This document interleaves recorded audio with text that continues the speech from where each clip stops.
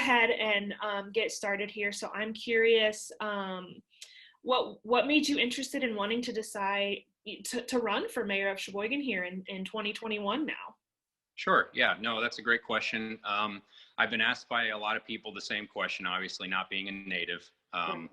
And no, I've been asked that a lot by a lot of people. And what I'll say and what I have said to some folks is that basically I've lived in a lot of places. Originally, I'm from the East Coast in Connecticut. I was born and raised there. I joined ROTC and I commissioned as a first lieutenant or second lieutenant into the Army. And from there, I lived in now 4 different places. I've lived in Georgia, I've lived in Alabama, I've lived in Kansas, and now I live in Sheboygan. And 3 out of those 4 are all for the same reason. The 4th reason was I met somebody that I fell in love with here, and we have a 15-month-old daughter now, and her family's from here. And I love this place. I've been here for a couple years now, and this is where we've chosen to raise our child. And I think it's a great place to live.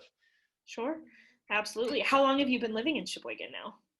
Permanently since 2019. Okay, wonderful. Yep. What are your first impressions of it? Well, I was introduced to, it's the Brock capital of the world. Yes.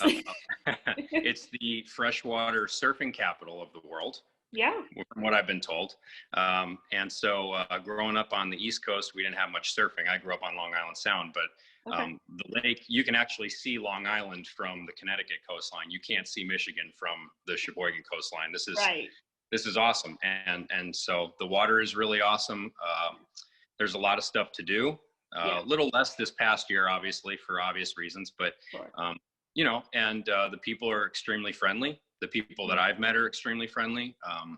You know, and the atmosphere here is really cool. We love 8th Street. We love the water. You go outside of town and you're in the country, which, you know, is something that we both enjoy and that we both love. And yeah, I think the restaurants, the food, it's a different places. They have all sorts of different food, and being from the East Coast, and a kind of a culture shock at first, but we love it. And I'm in love with it. So that's great. That's awesome.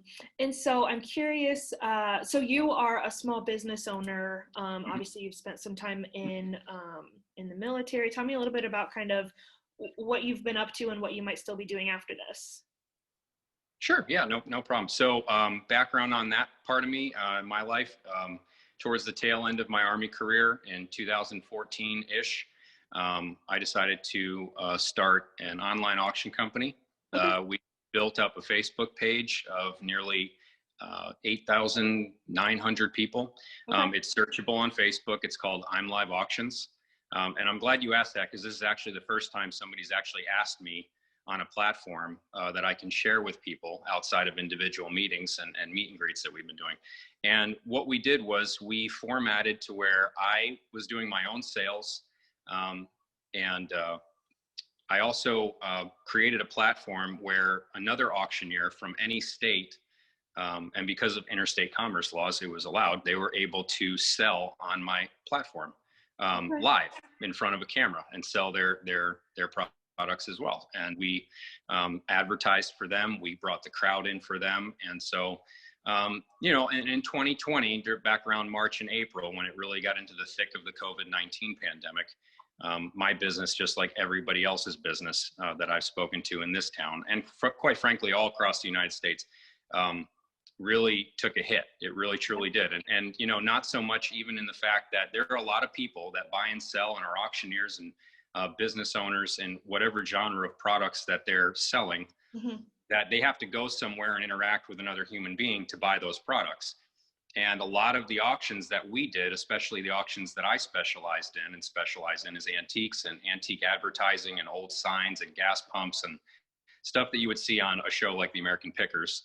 And yeah, and so the interaction piece of this, where I would have to go and buy products, has been nothing short of a challenge for last year. So when things really slowed down, I actually went and worked at a restaurant here in town called Anglers Avenue.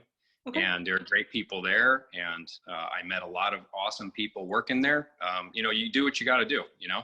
And I have also a little bit of background in the food industry, you know, so I did that in the summer and the fall. And then when that kind of died out and we came to a kind of an agreement on, moving on from there, because business really was taking a hit there as well. And like every other place, especially the food industry. I actually downloaded an app called Instacart, and I'm not embarrassed of this because I have a daughter, she needs to eat. And a lot of HR departments were frozen. They weren't hiring. And I started delivering groceries. Sure. And I did that full time, if you can believe that or not. And, and so, and then started building my business back up all throughout this, and was doing some sales and all for, just to keep it active and keep it going and interacting still with my clients. And long-winded answer basically, but here we are. The race for mayor came up, and I had some folks that I gotten to know in the community that said, hey, you know what? I think you'd be a good candidate for this. And we sat down and we really talked about it, and I decided to run. If it pans out, great. I hope I can help the town to the best of my ability. If it doesn't, my plan is we're staying here, like I said in the beginning, and I want to be active in the community, and I want to build my business and potentially open up a storefront for that as well. So those are our plans. So. Absolutely. Yeah, that's great. And I think that, what I've heard is that your kind of experience, again, as that small business owner, that's very appealing to a lot of people who are going to be casting their ballots in this area. So, I mean, coming from your perspective and your background, why do you think that that could potentially kind of give you a little bit of an advantage in this race? Well, I think that from the advantage standpoint, I've made it a point to support small businesses throughout the entire pandemic, obviously, everybody in a responsible way running their business. I've spoken to a lot of people that run establishments in town. Some of them I've become pretty decent friends with, and, they're struggling. Sure. And, they're looking for a responsible way to get back to normal. And I think that we have to work to get back to normal. I've been saying this for a while. I liked it when I heard it, and I stand by it. And that is that the cure can't be worse than the problem. And what I will say is, I think today, and I'm open for you to use this as well. And if I'm not answering your question that you originally asked, I'm sorry. In the assembly and Madison voted to strike down the governor's mask mandate today. Saying it was unconstitutional. And I think that, a lot of business owners we're all responsible adults. Sure. We all know when we're sick. Nobody here wants to hurt anybody. And I think that point really needs to be driven home, is that there's not a person on either end or anywhere in the middle of the political spectrum that wants anything bad to happen to anybody. And I can tell you from a personal standpoint, and I'm God forgive me for using this, but my grandmother, my last living grandparent, passed away 2 weeks before Christmas from COVID. Okay. Wow. Okay. So it's a personal touch into my life. Sure. She was back in Connecticut, and I didn't even get to say goodbye to her because she was living in an assisted living. And my father and his two sisters, luckily, by the grace of God, were able to get in there and wearing all of the PPP, or the PPE, I should say, sorry, PPP would be business loan. One has nothing to do with the other, but, really had to, luckily we're able to get in there and say goodbye to her. So it does hit me in the heart. Obviously we have to be responsible, but we also have to be able to remain open in a responsible way. And, I think that that's kind of where I make a connection with the business owners, as opposed to what they are hearing from somebody else where, well, no, you have to, do it, blah, blah, blah, blah, blah. So, Sure. Yeah, Absolutely. And, now, say we fast forward and you are elected as the mayor of Sheboygan. What would you say some of those biggest or first issues are that you're really looking to kind of address? Well, there's a couple issues that are near and dear to my heart. I know everybody's talking about road repair, and that's very, very important. I think there's a tire tax that we pay. That money is supposed to be used for infrastructure and for repairing roads. And I think that There are roads that are in very good condition. They happen to be the ones leading to the main crux of the commerce in the town. Sure. But I've spoken to a lot of residents that live in neighborhoods where the roads, they say, have not been repaired in years, and they need to be repaired. And in a place where we live, I'm looking out the window right now at the snow. You know, we live and die by the plow here. Right. Sure. And so, I mean, we need to take care of our roads, but from a different standpoint, and I kind of want to dwell on this a little bit, is something that's important to me, having a 15-month-old daughter. I've attended some events. I've spoken to some folks that run some organizations around this area for the human trafficking issue that we have around this area. And it is very real. And I know that some people have, you know, accused me of being a conspiracy theorist over that. I can tell you that based on the stats that I've been told, and the youngest was 2 years old last year and the oldest was 78. And if we let that statistic set in, that's a really big window. Mm-hmm. Okay, that needs to stop, especially in a beautiful area like this. These people should not be allowed to traffic another human being at all, male or female. And it hits both sides of that. And I think that working with law enforcement on that in a very specific way, you know, I think that we need to do more in order to curb that. And I'm not saying that we're not doing enough. I'm just saying that we should really focus in on something like that. We have an opioid abuse problem here. I think that a lot of the lockdown stuff that's gone on has raised a lot more concerns on that. The numbers for abuse are up. Sure. We really have to work. And I think reaching out into the community, what I would say is one of the biggest issues right now is that the people that I've spoken to, hundreds of them, have told me that they feel like they're not being listened to. A lot of the town meetings, they last for a half hour to 45 minutes. It seems like the votes have already been tallied before they vote, and nobody really gets to have a voice. And that's not the point in having a meeting where the community can listen in. They should be allowed the time to speak. And I know that a lot of people have been dissatisfied with the way that's been run. So, you know, I think that a lot of the initiative should be to give the town, for lack of a better phrase, back to the people, so that the people feel like they're in more control. Sure.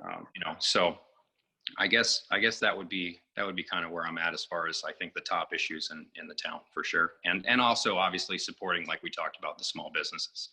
Sure, absolutely. And you touched a little bit on this, but since it is one of the biggest issues, obviously just kind of want to dive in a little bit. When it comes to COVID-19 on the local level, both health-wise and business-wise, I know that's really, that's a hard line to toe to navigate. Sure. How do you think that, you know, if you were mayor, that you would kind of lead that local charge to getting things back on track here? Well, it's like it's a really good question. And I did do an interview a couple weeks ago, and that was printed, where they gave the questions and we all filled them out, the three of us, the three candidates that are running for mayor. And the last question was very similar to what you just asked. And my answer to that was, and I think it got pretty good reviews, is that it's a topic, like you said, that a lot of people are afraid to even talk about. Sure. You know, people are afraid to bring it up because no matter which side of the fence you land on, you're going to face some opposition. Sure. It just is what it is. Like I touched on earlier, this is a topic that hits me and my family personally. We lost a family member due to this. I have other family members with pre-existing conditions, so I understand that. I really, truly do. What I will say, though, aside from that point, is that what I said earlier, the cure cannot be worse than the problem. We're responsible adults.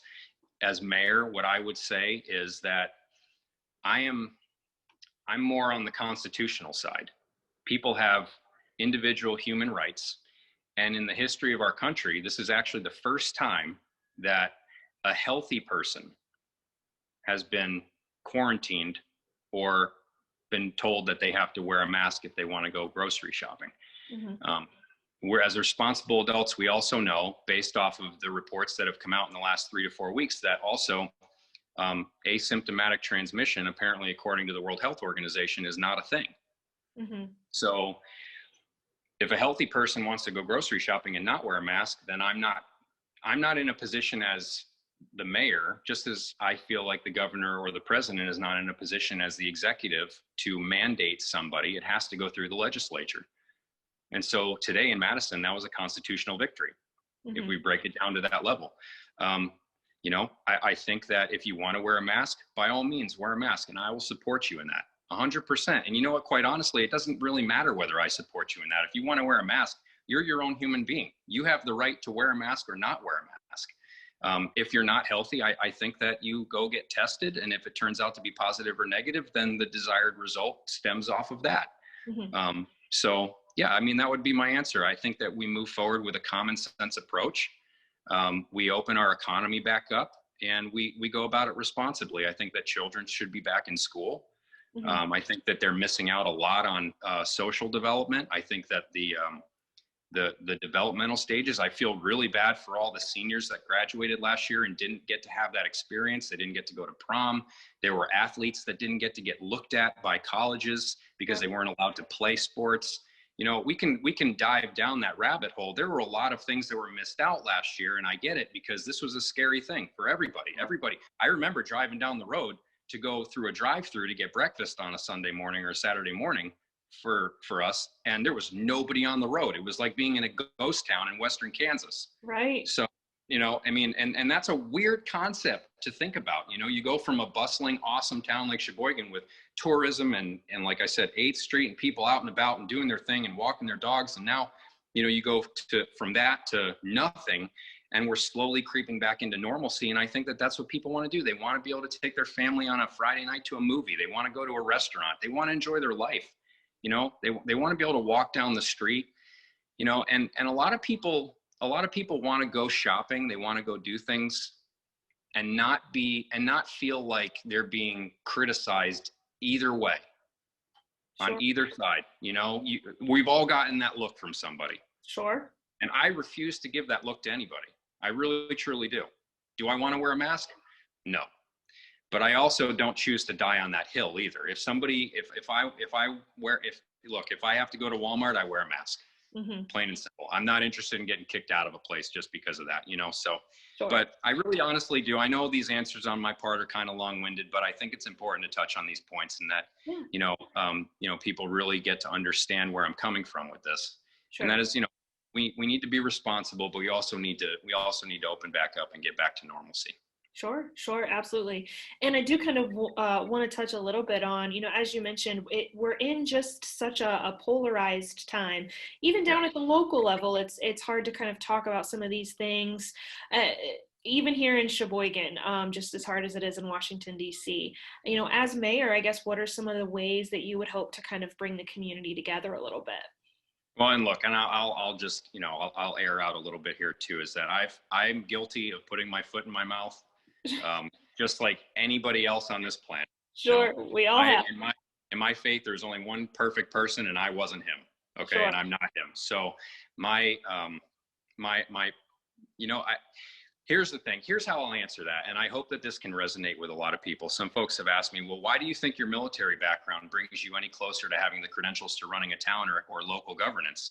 You know, and I've received messages and emails like that, and the way I try to answer it is this. When I was in the Army, I was a company commander, probably in the most responsible role that I could have had while I was serving in the military. I did just under 10 years. I got out of the Army as a senior captain. I was a Black Hawk helicopter pilot. I had a really awesome job.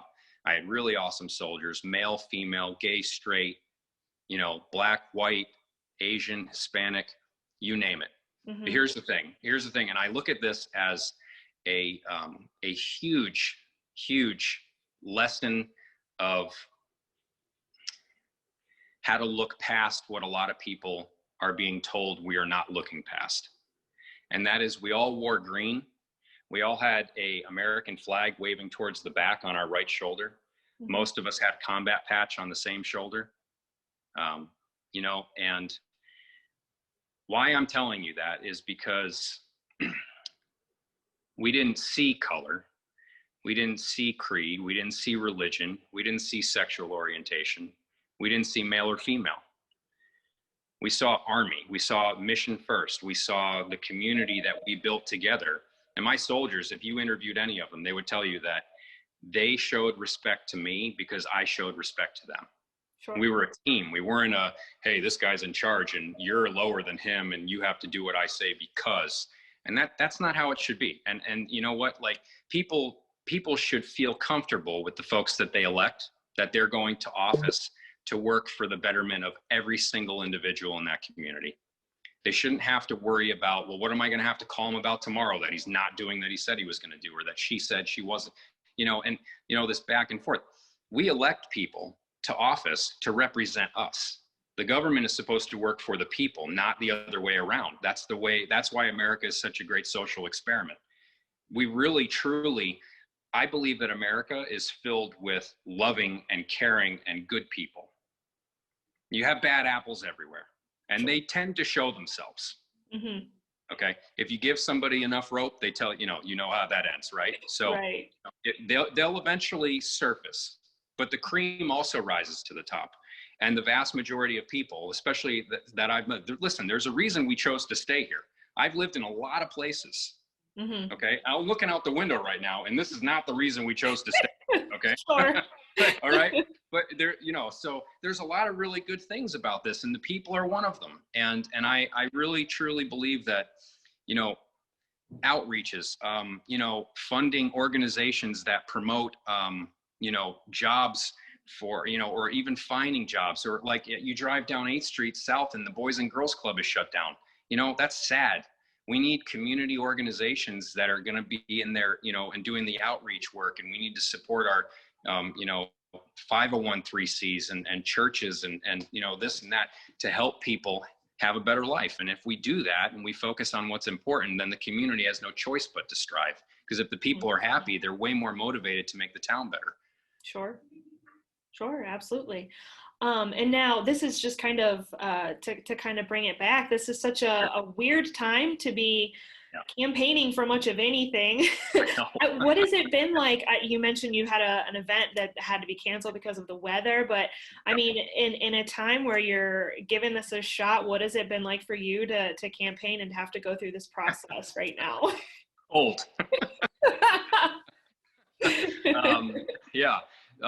So I've been hitting this as hard as I can, the campaigning, and we've been doing events, and I've enjoyed it. I really, truly have. Even the opposition side of it, I knew it was going to happen. I knew it was coming. You just have to embrace all aspects of this. Sure. But the good far outweighs the bad. Sure. I've gone around and knocked on doors and handed people, literature cards. We didn't do a mailer because I wanted to meet the people. I wanted to drop it off to their house. We've had such a great group of volunteers that have also been cold. But I mean, trudging through, the last 2 Sundays, I mean, I've been walking through 6 to 8 inches of snow in the snow, meeting people while they're snow blowing their snowboarding. They probably could down the road, but snow blowing their driveways and talking to people and, just, it's been a lot of, and starting to like actually pick up the lingo here too. I keep saying, so it's like, I'm becoming one of you, like it's great, so, hey, like I said, this has been a lot of fun, win, lose or draw. I've learned a lot. And if we do win, and I pray we do, I feel like we can do a really good job. I really, truly do. And I think that we've got a very good support system here. I think we have a large, swath of people that are going to come out and vote for us, and it's been, like I said, it's been a lot of fun. So good. That's good. I'm glad to hear that. Those were the questions that I had. Is there anything else that you would like to mention, or kind of pass along the floor to you? That way, if there's anything you'd like to throw out there, you're welcome to do so. I guess first off, thank you. This has been really great. I appreciate you taking time to interview me. And the only thing that I'd like to say is that I know that if I could speak directly to the people who are going to watch this, is that I know I haven't lived here my whole life. Okay. But that doesn't disqualify me from not being able to lead in this community. If anything, I think that it helps me. And I said this in a video. You can check it out on our Facebook page, James for Sheboygan. It leads you right to the link. It's posted in there.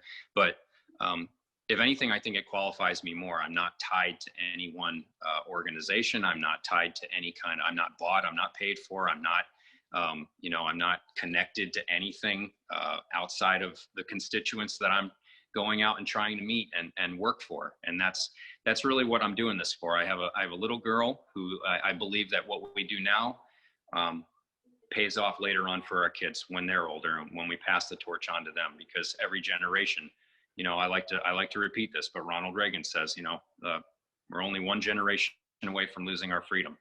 And I believe that the way that the founders set up the Constitution, that it's very important that local government is a line of defense from anything above at the state or federal level that would overreach into people's personal lives. I don't feel like the government really should have much of a say in how we live our lives, in any aspect of our lives, to be honest with you. Mm-hmm. And, like I said, I'm looking forward to being the mayor. I really, truly am. I love this town. I love the people I've met, and I'm looking forward to meeting more of the people in this town. Well, is there anything else that you want to mention at all, or any questions you've got or anything like that? No, I just like to say, no matter what happens, I want the best for Sheboygan. I know that anybody that does end up winning this race wants that also. So. Sure, absolutely. Well, James, again, thank you so much. It was so great to chat with you. Thank you, Tara. I appreciate you very much. Yeah, thank you. Have a good one. You too.